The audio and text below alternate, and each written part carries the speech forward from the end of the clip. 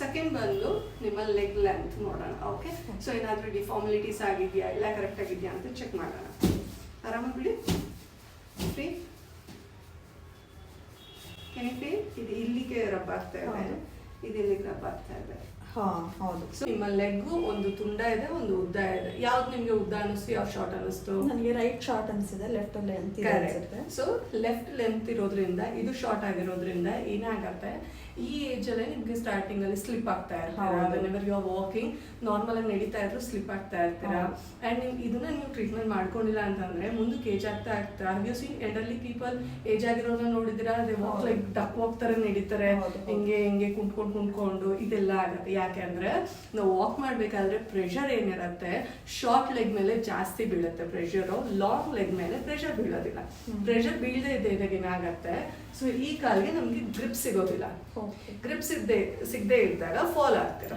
So you know that fall ಆದಾಗ ಏನಾಗುತ್ತೆ ಹೇಳಿ, ಸ್ಟ್ರೋಕ್ ಆಗೋದು ಅಂಡ್ ಪ್ಯಾರಾಲಿಸಿಸ್ ಆಗೋದು, ಇದೆಲ್ಲ ಸ್ಟಾರ್ಟ್ ಆಗೋದೆ ವೆನ್ ಯು ಸ್ಲಿಪ್. ಸೊ ಹೇಳೋದಕ್ಕಾಗೋದಿಲ್ಲ. ಟಚ್ ವುಡ್ ಇದುವರೆಗೂ ಏನೂ ಆಗಿಲ್ಲ.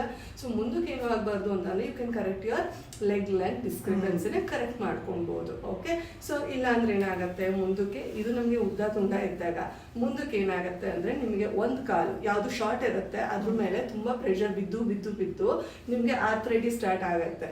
ಸೊ ಏಜ್ ಆದವ್ರನ್ನ ನೋಡಿದೀರಾ ನೀವು, ಒಂದ್ ಕಾಲ್ ಮಾತ್ರ ಪೇನ್ ಅಂತ ಇರ್ತಾರೆ. ಯಾವ್ದು ಶಾರ್ಟ್ ಇರುತ್ತೆ ಅದು ತುಂಬಾನೇ ಪೇನ್ ಬರುತ್ತೆ. ಎಸ್ಪೆಷಲಿ ನಿಮಗೆ ನಿಮ್ದು ನೋಡಿದಾದ್ರೆ ಈ ಕಾಲಲ್ಲಿ ಇಲ್ಲಿ ಪೇನ್ ಬರುತ್ತೆ, ಮತ್ತೆ ಆಂಕಲ್ ಇಲ್ಲಿ ಪೇನ್ ಬರುತ್ತೆ. ಇವಾಗ ಇಲ್ಲದೆ ಇರ್ಬೋದು. ಇವಾಗ ಇದೆಯಾ ನಿಮ್ಗೆ ಇಲ್ಲಿ ಪೇನು? ಇಲ್ಲ, ಫೈನ್.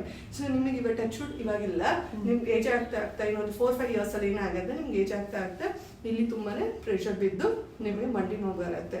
ಆರ್ಥ್ರೈಟಿಸ್ ಆಗಿದೆ ಅಂತ, ಜಾಯಿಂಟ್ ಪೇನ್ ಆಗಿದೆ ಅಂತ ಏನ್ ಮಾಡ್ತೀರಾ, ನೆಕ್ಸ್ಟ್ ಆಯಿಲ್ಸ್ ಮಸಾಜಸ್ ಎಲ್ಲ ಸ್ಟಾರ್ಟ್ ಮಾಡ್ತೀರಾ. ಸೊ ಇದೆಲ್ಲದಕ್ಕಿಂತ you can correct your leg length discrepancy. Immediate ಆಗಿ ನಾವು ನಿಮ್ಮ ಲೆಗ್ ಲೆಂತ್ ಡಿಸ್ಕ್ರಿಪೆನ್ಸಿ ಏನಿದೆ ಅದನ್ನು ಕರೆಕ್ಟ್ ಮಾಡ್ತೀವಿ. You can see the immediate results.